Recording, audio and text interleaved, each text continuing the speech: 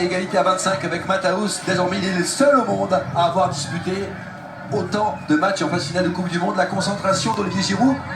Olivier Giroud qui a mis fin à une sorte de tabou quand on lui a dit est-ce qu'on perd ou on gagne un match dans ce couloir. Il dit non, pas du tout.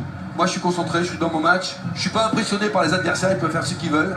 Je suis dans mon match et ça me perturbe pas qu'on fasse des choses face à moi. D'accord. Moi je pars du principe qu'on peut gagner un match, ou en tout cas qu'on ressent tout le positif, ou en tout cas tout l'avantage qu'on a sur l'adversaire à ce moment-là du match, mais c'est selon les joueurs. Le 64e et dernier match de cette Coupe du Monde qui s'annonce grandiose.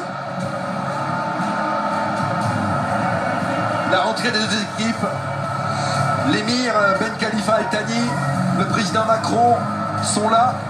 Le président de la République argentine, Alberto Fernandez, n'a pas voulu venir par superstition. A noter que la FIFA a invité le président de la République du Togo, Fornia Simbe, à venir voir cette finale. La FIFA qui a été touchée par le travail de New World Sport, première chaîne panafricaine à diffuser avec succès les 64 matchs de cette Coupe du Monde, avec beaucoup de talent. Les hymnes à présent, en commençant par l'hymne argentin.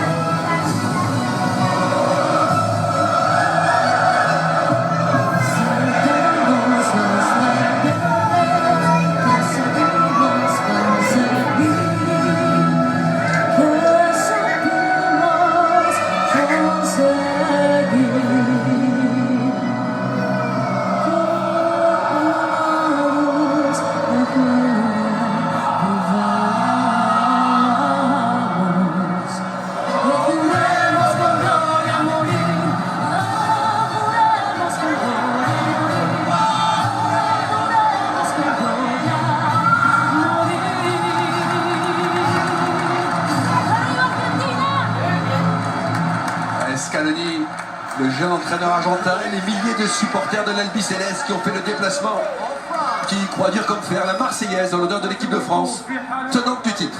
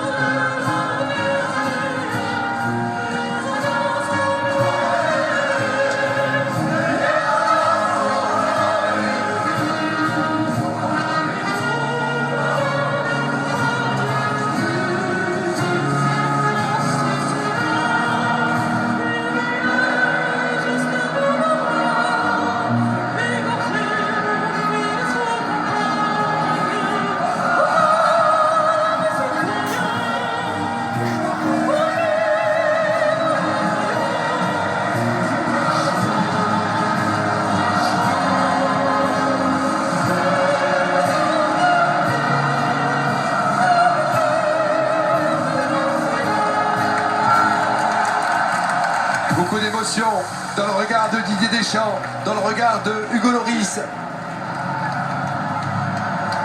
Avant le coup d'envoi de cette finale, on va rentrer doucement dans la composition des équipes pendant que les joueurs se saluent. On a vu une tape amicale entre Lionel Messi et Antoine Griezmann. Elle était rapide, hein.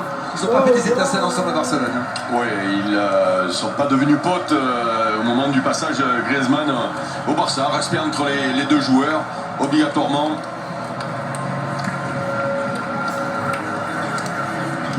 Et on rentre dans le vif du sujet avec la composition que Eric va vous détailler, la composition argentine avec un très bon gardien dans les buts, Martinez.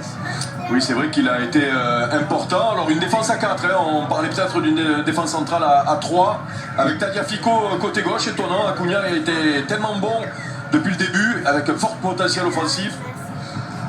Et après Di Maria aussi, qui va occuper le côté droit de l'attaque argentine. pas étonné qu'il vienne titiller un peu Théo Hernandez dans son dos, ou en tout cas dans son couloir pour le bloquer.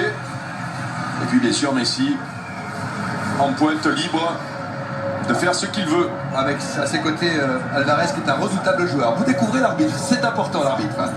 Monsieur Marcignac, il est polonais, il a 41 ans, il a dirigé les deux équipes, le 8e de finale Argentine-Australie et France-Danemark en match de poule.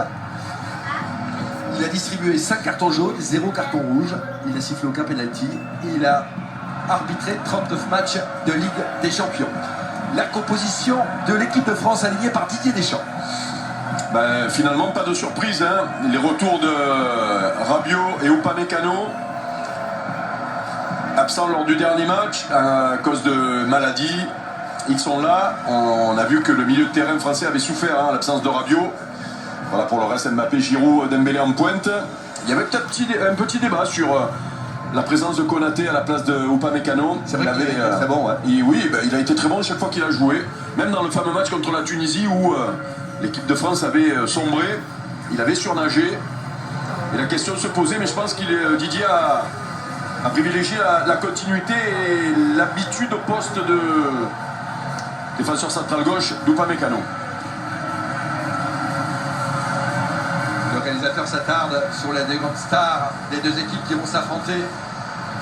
Lionel Messi et Kylian Mbappé. On rappelle le parcours de l'Argentine. Hein. L'Argentine qui était arrivée avec une série de 36 matchs sans défaite et qui a trébuché dès le premier match en perdant contre l'Arabie Saoudite. Elle s'est rattrapée derrière en battant le Mexique, la Pologne, l'Australie, les Pays-Bas en quart et la Croatie en demi-finale. Pendant que la France, de ce côté, a battu l'Australie, le Danemark, a perdu contre la Tunisie et a gagné contre la Pologne, l'Angleterre et le Maroc. Le Maroc qui est pour la première fois une équipe du continent africain qui est arrivée dans le Daïkaré. Le coup d'envoi donné par l'équipe de France qui est donc à droite de votre écran. C'est parti. Ouais. Et au moment de donner tous ces résultats, hein, Christian, on se rend compte que l'Argentine a souffert.